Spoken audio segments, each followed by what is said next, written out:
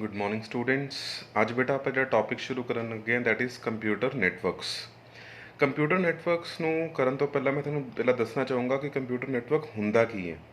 Network ਕੀ ਹੈ that is ਇੱਕ ਤਰੀਕੇ ਦਾ ਜਦੋਂ ਬਹੁਤ ਸਾਰੇ ਕੰਪਿਊਟਰਾਂ ਨੂੰ ਜਿਵੇਂ ਇੱਕ ਆਹ ਕੰਪਿਊਟਰ ਹੈ ਇਹ ਕੰਪਿਊਟਰ ਹੈ ਸਾਰਿਆਂ ਨੂੰ ਕਿਸੇ ਨਾ ਕਿਸੇ ਤਰੀਕੇ ਦੇ ਨਾਲ ਆਪਾਂ ਜੋੜ ਦਈਏ ਤੇ ਆਪਣੀ ਇਨਫੋਰਮੇਸ਼ਨ ਜਿਵੇਂ ਇਸ ਕੰਪਿਊਟਰ ਕੋਲ ਕੋਈ ਇਨਫੋਰਮੇਸ਼ਨ ਫਸਟ ਕੋਲ ਕੋਈ ਇਨਫੋਰਮੇਸ਼ਨ ਕੋਈ ਇਨਫੋਰਮੇਸ਼ਨ ਹੈ ਤੇ ਉਹ ਸੈਕਿੰਡ ਨੂੰ ਭੇਜਣੀ ਹੈ ਤਾਂ ਉਹ ਆਪਣੀ ਇਨਫੋਰਮੇਸ਼ਨ ਕਿਸੇ ਤਰੀਕੇ ਨਾਲ ਫਰੋਮ ਇੱਥੇ ਤੋਂ ਸੋਰਸ ਤੋਂ ਲੈ ਕੇ ਡੈਸਟੀਨੇਸ਼ਨ ਤੱਕ ਪਹੁੰਚ ਸਕੇ। ਸੋਰਸ ਮੀਨਸ ਜਿੱਥੋਂ ਇਨਫੋਰਮੇਸ਼ਨ ਦਿੱਤੀ ਜਾਣੀ ਹੈ, ਡੈਸਟੀਨੇਸ਼ਨ ਜਿੱਥੇ ਇਨਫੋਰਮੇਸ਼ਨ ਪਹੁੰਚਣੀ ਹੈ।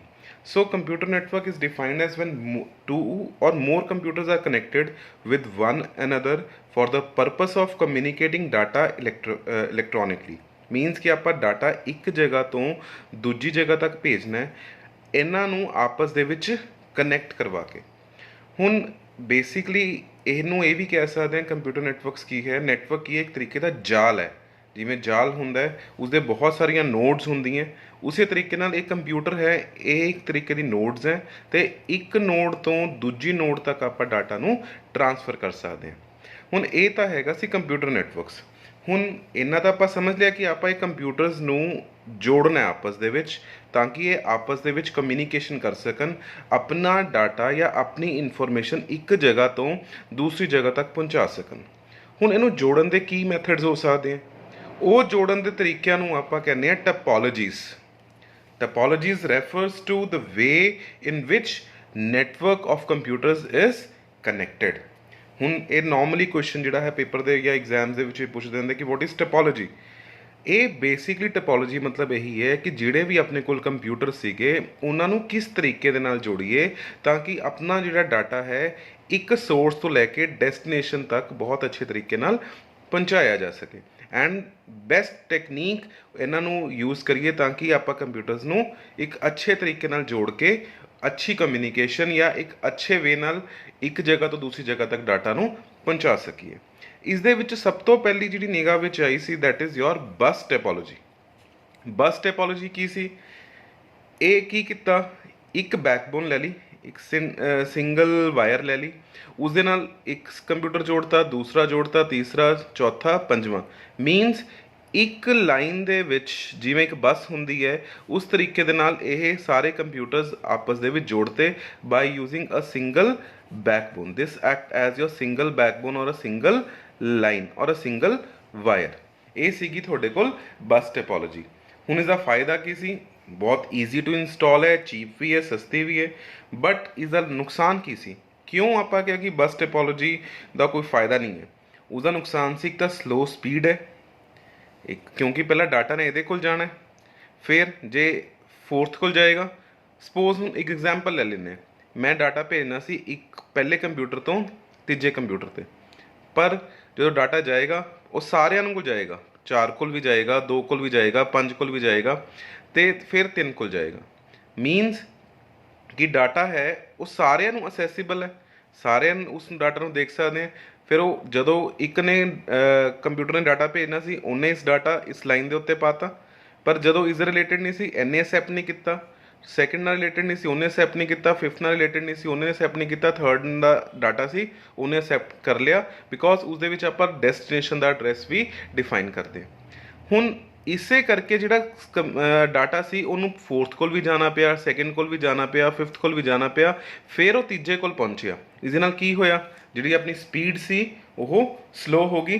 ਕਿੱਥੇ ਤਾਂ ਆਪਾਂ ਡਾਇਰੈਕਟਲੀ ਭੇਜ ਕੋਈ ਨਾ ਕੋਈ ਮੈਥਡ ਐਸਾ ਹੋਵੇ ਕਿ ਆਪਾਂ ਫਸਟ ਤੋਂ ਲੈ ਕੇ ਥਰਡ ਤੱਕ ਡਾਇਰੈਕਟਲੀ ਡਾਟਾ ਭੇਜ ਦਈਏ, ਪਰ ਇੱਥੇ ਪ੍ਰੋਬਲਮ ਕੀ ਆ ਰਹੀ ਹੈ ਕਿ ਆਪਣੇ ਸਿੰਗਲ ਬੈਕਬੋਨ ਹੈ ਤਾਂ ਕਰਕੇ ਆਪਾਂ ਨੂੰ ਡਾਟਾ ਉਸੇ ਬੈਕਬੋਨ ਦੇ ਥਰੂ ਹੀ ਫਸਟ ਤੋਂ ਲੈ ਕੇ ਥਰਡ ਤੱਕ ਭੇਜਣਾ ਪਏਗਾ। ਇਸ ਦੇ ਨਾਲ ਕੀ ਹੋਏਗਾ, ਜਿਹੜੀ ਸਪੀਡ ਆਫ ਡਾਟਾ ਦੀ ਹੈ ਉਹ ਬਹੁਤ ਸਲੋ ਹੋ ਜਾਏਗੀ। ਅਤੇ ਸਪੋਜ਼ ਇੱਕ ਇੱਥੋਂ ਟੁੱਟ ਗਈ ਤਾਰ, ਆਹ ਜਗ੍ਹਾ ਤੋਂ ਆਪਣੀ ਬ੍ਰੇਕਡਾਊਨ ਹੋ ਗਿਆ, ਇੱਥੋਂ ਆਪਣੀ ਤਾਰ ਟੁੱਟ ਗਈ, ਫਿਰ ਕੀ ਹੋਏਗਾ, ਤਾਰ ਟੁੱਟਣ ਦੇ ਨਾਲ ਜਿਹੜੇ ਅਗਲੇ ਕੰਪਿਊਟਰ ਹੈ ਇਹ ਵੀ ਕੰਮ ਕਰਨਾ ਬੰਦ ਕਰ ਦੇਣਗੇ ਅਤੇ ਆਪਣਾ ਜਿਹੜਾ ਸਿਸਟਮ ਹੈ ਉਹ ਫੁੱਲੀ ਖਰਾਬ ਹੋ ਜਾਏਗਾ ਜਾਂ ਆਪਾਂ ਕਹਿ ਸਕਦੇ ਹਾਂ ਫੁੱਲੀ ਬ੍ਰੇਕਡਾਊਨ ਆ ਜਾਏਗਾ ਆਪਣੇ ਪੂਰੇ ਦੇ ਪੂਰੇ ਨੈਟਵਰਕ ਦੇ ਵਿੱਚ।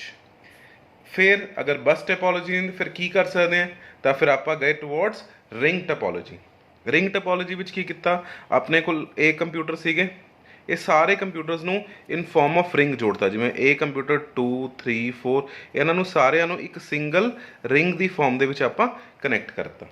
ਤੇ ਫਿਰ ਹੁਣ ਇਹਦੇ ਵਿੱਚ ਕੀ ਹੋਏਗਾ, ਸਪੋਜ਼ ਮੈਂ ਡਾਟਾ ਭੇਜਣਾ ਹੈ ਪਹਿਲੇ ਤੋਂ ਤੀਜੇ ਤੱਕ, ਫਰੋਮ ਫਸਟ ਟੂ ਥਰਡ ਤੱਕ ਮੈਂ ਆਪਣਾ ਡਾਟਾ ਭੇਜਣਾ ਹੈ, ਤਾਂ ਡਾਟਾ ਐਵੇਂ ਜਾਏਗਾ, ਇਸ ਤਰੀਕੇ ਨਾਲ ਜਾਏਗਾ। ਬਟ ਉਸੇ ਟਾਈਮ ਹੀ ਫੋਰਥ ਕਵੇ ਮੈਂ ਵੀ ਡਾਟਾ ਭੇਜਣਾ ਹੈ, ਫਿਰ ਕੀ ਹੋਏਗਾ, ਇਹ ਡਾਟਾ ਵੀ ਇੱਧਰੋਂ ਜਾ ਕੇ ਐਵੇਂ ਘੁੰਮੇਗਾ, ਤਾਂ ਡਾਟਾ ਕਲੈਸ਼ ਹੋਣ ਦੇ ਚਾਂਸਿਸ ਵੱਧ ਜਾਣਗੇ।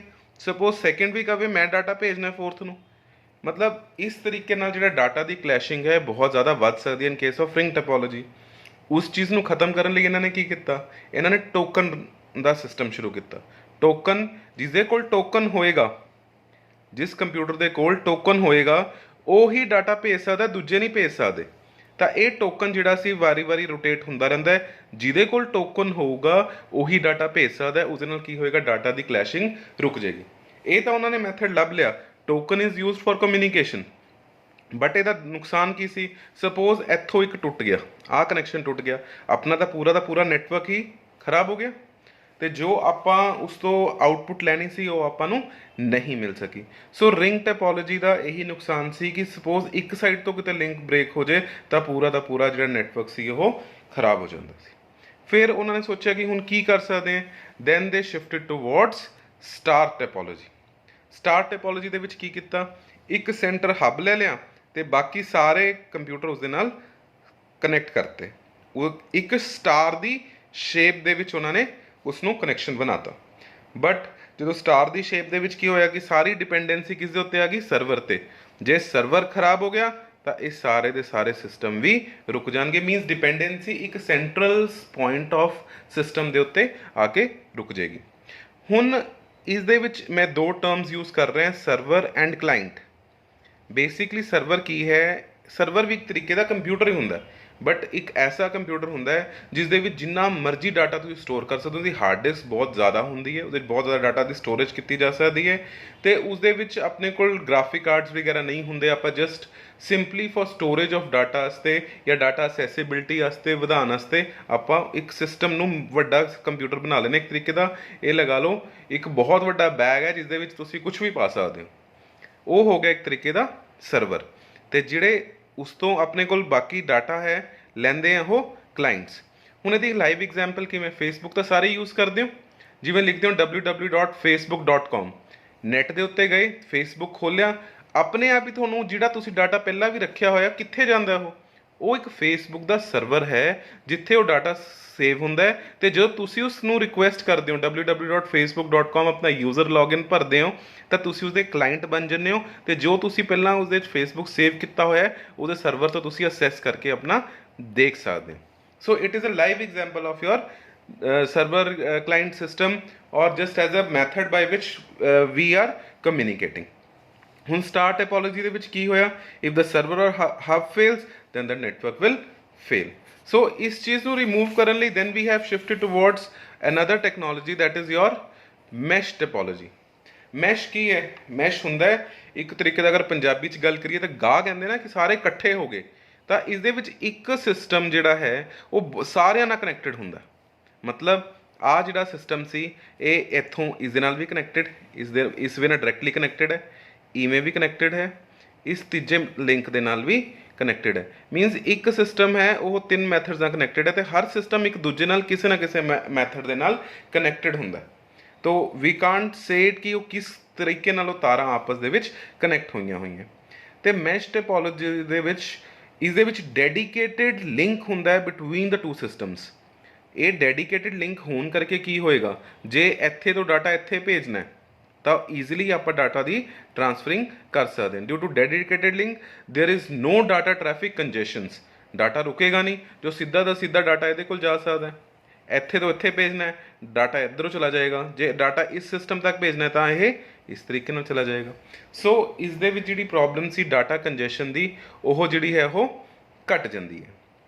ਉਸ ਤੋਂ ਬਾਅਦ ਇਹ ਮੋਰ ਸਿਕਿਉਰ ਹੈ। ਸਿਕਿਉਰ ਕਿਉਂ ਹੈ, ਜਦੋਂ ਡਾਇਰੈਕਟਲੀ ਆਪਾਂ ਸਿਸਟਮ ਨੂੰ ਟ੍ਰਾਂਸਫਰ ਕਰ ਰਹੇ ਹਾਂ ਉਹ ਕਿਸੇ ਦੇ ਥਰੂ ਹੋ ਕੇ ਜਾ ਹੀ ਨਹੀਂ ਰਿਹਾ, ਤਾਂ ਜਿਹੜਾ ਡਾਟਾ ਹੈ ਆਪਣਾ ਮੋਰ ਸਿਕਿਉਰ ਹੋ ਗਿਆ ਅਤੇ ਪ੍ਰਾਈਵੇਟ ਹੋ ਗਿਆ। ਅਤੇ ਇਹਦੇ 'ਚ एक फॉर्मूला होंगे n(n-1) बाय डिवाइडेड बाय 2। इस आप नंबर ऑफ लिंक्स फाइंड कर सकते हैं कि एक जे अपने को 4 डिवाइसिस हैं तो 4 डिवाइसिस के नाल अपने को 6 लिंक बन गए। 4 4 माइनस 1 कर लिया 3 3 and 4 12 divided by 2 that is 6। 6 link होंगे ये एक आह 2 3 4 5 ते 6 लिंक्स इस अपने को अवेलेबल है। बट ये महंगा क्यों पै जाता है क्योंकि जिन्नियां ज़्यादा तारां कनैक्ट करांगे उन्नी ज़्यादा आपां केबलिंग कॉस्ट पएगी। उस तो बाद नैक्सट टपोलॉजी एक मैथड सीगा जोड़न दा that is your tree topology. Tree topology दे विच की कीता जिवें एक पेड़ हुंदा ना पेड़ दी एक निचले वाली डानी टाणी हुंदी है जिन्हों आप ट्रंक कहने वो मेन सर्वर की तरह एक्ट कर लेंदा है। उस तो अगे अपने को सिस्टम्स कनैक्टेड होंगे। कई बार जो सिस्टम है डायरैक्टली हब के नाल भी कनैक्टेड होंगे हैं या सर्वर नाल भी कनैक्टेड होंगे हैं। Means it is a mixture of two topologies. पहला इत्थे देखो हुण इहदे की कुछ आ रहा है एक तरीके की इत्थे स्टार टपोलॉजी भी बन गई। हुण स्टार टपोलॉजी तो बाद फिर अगे एक स्टार बन गई। हुण इत्थों भी अगे अगे 3 सिस्टम्स कनैक्ट किए जा सकते हैं तो एक तरीके की बस भी आ गई। So it is just as a combination of topologies जिमें ब्रांचिज होंगी हैं। तो अगर इस तरह की वैसे जो बहुत सारी कॉम्बीनेशन ऑफ आप टैपोलॉजीज को यूज़ करते हैं then that is known as hybrid.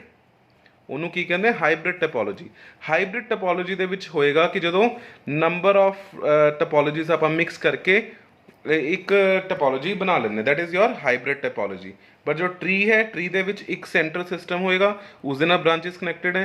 Hub है उसके नाल ब्रांचेस कनैक्टेड है। जे हब है उसके नाल सिंगल सिस्टम भी कनैक्टेड हो सकते हैं। ਹੁਣ ਇਹ ਤਾਂ ਸਾਰੇ ਮੈਥਡ ਉਹਨਾਂ ਨੇ ਬਣਾ ਲਏ ਕਿਸ ਤਰੀਕੇ ਨਾਲ ਆਪਾਂ ਕੰਪਿਊਟਰਸ ਨੂੰ ਆਪਸ ਦੇ ਵਿੱਚ ਜੋੜਨਾ। ਤਾਂ ਫਿਰ ਅਗਰ ਜੋੜ ਲਿਆ ਫਿਰ ਕੀ ਹੋਏਗਾ ਤਾਂ ਆਪਣੇ ਕੋਲ ਜੋ ਜੋੜਨ ਤੋਂ ਬਾਅਦ ਇੱਕ ਨੈਟਵਰਕ ਬਣ ਜਾਏਗਾ। ਜਿਵੇਂ ਇਹ ਕੰਪਿਊਟਰਸ ਆਪਾਂ ਜੋੜੇ ਸੀ ਆਹੀ ਉੱਪਰ ਵਾਲੀ ਐਗਜ਼ਾਮਪਲ ਦੇਖ ਲੈਣੇ ਬਹੁਤ ਸਾਰੇ ਸਿਸਟਮਸ ਆਪਾਂ ਜੋੜੇ ਤਾਂ ਇਹ ਵੀ ਇੱਕ ਕੀ ਬਣ ਗਿਆ ਇਹ ਸਾਰਾ ਇੱਕ ਬਣ ਗਿਆ ਇੱਕ ਨੈਟਵਰਕ। ਇਹ ਕੀ ਬਣ ਗਿਆ ਇੱਕ ਨੈਟਵਰਕ। ਸੋ ਆਪਣੇ ਕੋਲ ਟਾਈਪਸ ਆਫ ਨੈਟਵਰਕ ਕਿਹੜੇ ਹੋ ਗਏ local area network metropolitan area network wide area networks. ਜੇ ਤੁਸੀਂ ਉਹਨਾਂ ਨੂੰ ਬੁੱਕਸ ਦੇ ਵਿੱਚੋਂ ਪੜ੍ਹੋਗੇ ਬਹੁਤ ਸਾਰੇ ਨੈਟਵਰਕਸ ਦਿੱਤੇ ਹੋਏ ਹੈ ਲੈਨ ਨੈਟਵਰਕ ਮੈਨ ਨੈਟਵਰਕ ਵੈਨ PAN personal area network your home area network या तुसी कह सकते हो पर्सनल एरिया नेटवर्क हो गया and your campus area network हो गया। इस तरीके नाल बहुत सारी इनू अलग अलग डिविजन्स कीतियां हुई हैं। बेसिकली अगर प्रैक्टिकली फॉर्म दे विच गल करिए तो सिर्फ दो ही तरीके की डिवीजन होंदी है दैट इज़ लैन ते वैन। बाकी अगे उसनू बना के आप बनाई जाइए तो बहुत सारिया आप डिविजन्स बना दिंदे। हुण पहला मैं तुहानूं दसां लैन की हुंदा है लोकल एरिया नैटवर्क। मीनस जिमें एक थोड़े कोल अपनी कलोनी है जिमें अपनी कलोनी आ गई उस कलोनी के सारे कंप्यूटर्स नूं आपां आपस दे विच कनैक्ट कर लिया तो एक जिमें जस्ट आप एग्जाम्पल लै लैंदे जस्ट एज डिपार्टमेंट की एग्जाम्पल लैंदे जिमें अपने को एक कॉलेज सीगा that is government polytechnic college for girls Patiala हो गया। ਉਹਦਾ एक EC डिपार्टमेंट है एक कंप्यूटर डिपार्टमेंट है एक आर्कीटैक्चर डिपार्टमेंट है एक MOP डिपार्टमेंट है। ये एक डिपार्टमेंट मीन जो इस 50 कंप्यूटर लगे हुए हैं ठीक है। ये मैं एग्जाम्पल जो समझने लिए दस रहा जिमें ये 50 कंप्यूटर लगे हुए हैं तो ये आपस के कनैक्टेड है तो ये एक एरिया लोकल एरिया बन गया एक एरिए का नैटवर्क है। जिमें आप एक शहर ले लीए शहर के बहुत सारिया कलोनी है एक कलोनी का नैटवर्क हो गया उन्होंने आप लोकल एरिया नैटवर्क कहांगे ठीक है। तो इस तरीके एक लोकल एरिया नैटवर्क ये हो गया लोकल एरिया नैटवर्क ये हो गया लोकल एरिया नैटवर्क ये हो गया लोकल एरिया नैटवर्क ये हो गया। जो ये सारे लोकल एरिया नैटवर्क आपस के कंबाइन कर जाते हैं तो एक शहर का नैटवर्क बन सकता है। तो शहर का नैटवर्क की बने that is metropolitan area network. एक शहर का या एक सिटी का या एक टाउन का लगा लो तो that is metropolitan area network. उस तो बाद आ जाता है वाइड एरिया नैटवर्क पूरा वर्ल्ड वाइड का जो नैटवर्क्स नूं आपां पूरे देशों के अगे अगे नैटवर्क्स नूं जिवें आ है एक नैटवर्क सी आ दूजा हो गया तीजा नैटवर्क हो गया चौथा नैटवर्क हो गया पंजवां सारे नूं आपस दे विच कनैक्ट कर लिए तो वह की बन जाएगा वाइड एरिया नैटवर्क्स। सो यह एक तरीके दे टाइप्स ऑफ नैटवर्क्स की बहुत सारी एग्जाम्पल्स अपने कोल अवेलेबल हैं। हुण मैं थोड़ा एक एग्जाम्पल पूछदा कि तुसी मैनू वाइड एरिया नैटवर्क बना के दे सकते हो घर च बैठे हो वाइड एरिया नैटवर्क बना के दो तुसी कहोगे सर किवें। ਹੁਣ ਇਹਦਾ ਇੱਕ ਐਗਜ਼ਾਮਪਲ ਇਹ ਹੈ, ਜਿਵੇਂ ਮੈਂ ਫੇਸਬੁੱਕ ਤੇ ਆਪਣੇ ਕਿਸੇ ਫਰੈਂਡ ਨਾਲ ਚੈਟ ਕਰ ਰਿਹਾ, ਮੇਰਾ ਦੋਸਤ ਵੀ ਮੇਰੇ ਨਾਲ ਹੀ ਬੈਠਾ ਹੈ, ਅਸੀਂ ਦੋਨੋਂ ਆਪਸ ਦੇ ਵਿੱਚ ਫੇਸਬੁੱਕ ਦੇ ਉੱਤੇ ਚੈਟਿੰਗ ਕਰ ਰਹੇ ਹਾਂ, ਤਾਂ ਇਹ ਵੀ ਐਗਜ਼ਾਮਪਲ ਵਾਈਡ ਏਰੀਆ ਨੈਟਵਰਕ ਦੀ ਹੈ, ਬਿਕੋਜ਼ ਮੈਂ ਵੀ wide area world wide area network ਦੇ ਵਿੱਚ ਹੈ, ਉਹ ਵੀ ਵਰਲਡ ਵਾਈਡ ਏਰੀਆ ਦੇ ਨੈਟਵਰਕ 'ਚ ਹੈ। ਸਪੋਜ਼ ਮੈਂ ਨੈਟ ਨਹੀਂ ਹੈ ਮੇਰੇ ਕੋਲ, ਮੈਂ ਇੱਕ ਤਾਰ ਦੇ ਨਾਲ ਇੱਕ ਕੰਪਿਊਟਰ ਤੋਂ ਦੂਸਰੇ ਕੰਪਿਊਟਰ ਦੇ ਵਿੱਚ ਨੈਟਵਰਕ ਬਣਾ ਲਿਆ, ਦੋਨਾਂ ਨੂੰ ਜੋੜ ਲਿਆ ਇੱਕ ਵਾਇਰ ਦੇ ਨਾਲ, ਤੇ ਮੈਂ ਇੱਥੋਂ ਫਾਈਲ ਟ੍ਰਾਂਸਫਰ ਕਰ ਰਿਹਾ ਫਰੋਮ 1 ਤੋਂ ਲੈ ਕੇ 2 ਤੱਕ, ਤਾਂ ਇਹ ਕਿਹੜਾ ਹੋ ਗਿਆ, that act as your local area network, ਜਿੱਥੇ ਬਿਨਾਂ ਨੈਟ ਤੋਂ ਵੀ ਮੈਂ ਇੱਕ ਤਾਰ ਦੇ ਥਰੂ ਇੱਕ ਸਿਸਟਮ ਤੋਂ ਦੂਸਰੇ ਸਿਸਟਮ ਤੱਕ ਕਮਿਊਨੀਕੇਟ ਕਰਵਾ ਰਿਹਾ। ਬੇਸਿਕਲੀ ਲੈਨ ਐਂਡ ਵੈਨ ਦੇ ਵਿੱਚ ਪ੍ਰੈਕਟੀਕਲੀ ਗੱਲ ਕਰੀਏ ਤਾਂ ਡਿਫਰੈਂਸ ਇਹੀ ਹੈ ਕਿ ਲੈਨ ਦੇ ਵਿੱਚ ਸਿੰਪਲੀ ਇੱਕ ਵਾਇਰਡ ਕਨੈਕਸ਼ਨ ਇਸਟੈਬਲਿਸ਼ ਕਰਕੇ ਇੱਕ ਜਗ੍ਹਾ ਤੋਂ ਦੂਸਰੀ ਜਗ੍ਹਾ ਤੱਕ ਡਾਟਾ ਪਹੁੰਚਾਇਆ ਜਾਂਦਾ ਹੈ। ਵੈਨ ਦੇ ਵਿੱਚ ਇੰਟਰਨੈਟ ਦੇ ਥਰੂ ਆਪਾਂ ਕਮਿਊਨੀਕੇਸ਼ਨ ਕਰਦੇ ਹਾਂ। ਨੈਕਸਟ ਇਹ ਤਾਂ ਸੀ ਬੇਸਿਕ ਟਾਈਪਸ ਆਫ ਨੈਟਵਰਕਸ, ਜਿਸ ਤੁਸੀਂ ਅੱਗੇ ਡਿਟੇਲ ਦੇ ਵਿੱਚ ਹੋਰ ਵੀ ਕਰ ਸਕਦੇ ਹਾਂ। Now that next is your networking models. Networking model ਦੇ ਵਿੱਚ ਸਭ ਤੋਂ ਪਹਿਲਾਂ ਆ ਗਿਆ client server model. Client server model ਇਹ ਕੀ ਸੀ, ਜਿਹੜਾ ਮੈਂ ਤੁਹਾਨੂੰ ਪਹਿਲਾਂ ਸਟਾਰ ਟੈਪੋਲੋਜੀ ਨਹੀਂ ਕਰਵਾਈ ਸੀ, ਇੱਕ ਹੱਬ ਹੋ ਗਿਆ, ਬਾਕੀ ਸਾਰੇ ਉਸਦੇ ਨਾਲ ਕੰਪਿਊਟਰ ਕਨੈਕਟਡ ਹੈ। ਸੋ ਇਸ ਦੇ ਵਿੱਚ ਕੀ ਹੋਇਆ, this becomes as your server and these becomes as your clients, so that is your client server model ਜਿਹਦੇ ਨਾਲ ਤੁਸੀਂ ਨੈਟਵਰਕਿੰਗ ਕਰਦੇ ਹੋ। ਨੈਕਸਟ ਜਿਹੜਾ ਹੁੰਦਾ that is P2P network. P2P network ਦੇ ਵਿੱਚ ਕੀ ਕਹਿੰਦੇ, peer to peer, point to point ਵੀ ਕਹਿੰਦਾ, ਕੋਈ ਇਹਨੂੰ ਕੰਪਿਊਟਰ ਟੂ ਕੰਪਿਊਟਰ ਨੈਟਵਰਕ ਵੀ ਕਹਿੰਦਾ, ਇਹਨੂੰ ਬਹੁਤ ਸਾਰੇ ਨਾਮ ਦਿੱਤੇ ਗਏ ਹਨ, but peer to peer network ਜਾਂ P2P ਨੈਟਵਰਕ ਆਪਾਂ ਤਕਰੀਬਨ ਯੂਜ਼ ਕਰਦੇ ਹਾਂ ਅੱਜ ਦੀ ਡੇਟ ਵਿੱਚ।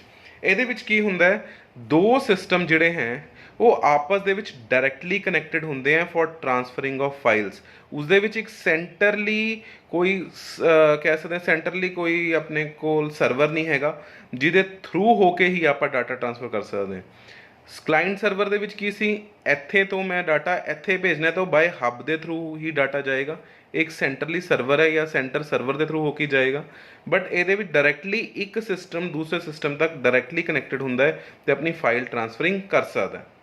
ਜਾਂ ਇੱਕ ਹੱਬ ਹੈ ਉਹ ਡਾਇਰੈਕਟਲੀ ਸਿਸਟਮ ਦੇ ਨਾਲ ਕਨੈਕਟਡ ਹੈ, ਉਸਦੇ ਵਿੱਚ ਇਨ ਬਿਟਵੀਨ ਸਰਵਰ ਕੋਈ ਨਹੀਂ ਹੈਗਾ ਜਿਹਦੇ ਥਰੂ ਆਪਾਂ ਨੂੰ ਪਰਮਿਸ਼ਨ ਲੈ ਕੇ ਡਾਟਾ ਟ੍ਰਾਂਸਫਰ ਕਰਨਾ ਪਏਗਾ ਜਾਂ ਫਾਈਲ ਟ੍ਰਾਂਸਫਰ ਕਰਨੀ ਪਏਗੀ। There is a direct point to point connection between the two devices. एक कम्युनिकेटिंग डिवाइस है, एक कम्युनिकेटिंग डिवाइस है, दोनों कम्युनिकेटिंग डिवाइसेस ਦੇ ਵਿੱਚ ਡਾਇਰੈਕਟਲੀ ਕਨੈਕਸ਼ਨ ਇਸਟੈਬਲਿਸ਼ ਹੋਇਆ ਹੁੰਦਾ ਹੈ ਫॉर ਟ੍ਰਾਂਸਫਰਿੰਗ ਆਫ ਡਾਟਾ। ਇਹ ਕਮਿਊਨੀਕੇਟਿੰਗ ਡਿਵਾਈਸ ਹੈ, ਇਹ ਕਮਿਊਨੀਕੇਟਿੰਗ ਡਿਵਾਈਸ ਹੈ, ਇਹਨਾਂ ਡਿਵਾਈਸਿਸ ਦੇ ਵਿੱਚ ਡਾਇਰੈਕਟਲੀ ਆਪਣੇ ਕੋਲ ਕੀ ਹੋਇਆ ਹੁੰਦਾ ਹੈ, ਕਨੈਕਸ਼ਨ ਬਣਿਆ ਹੁੰਦਾ ਹੈ for transferring of data. This is your point to point network or P2P model. ਇਹ ਆਪਣੇ ਬੇਸਿਕ ਮਾਡਲ ਸੀਗੇ। ਇਸ ਤੋਂ ਬਾਅਦ ਅਗਰ ਮੈਂ ਗੱਲ ਕਰਾਂ ਨੈਕਸਟ ਟੌਪਿਕ ਇਜ਼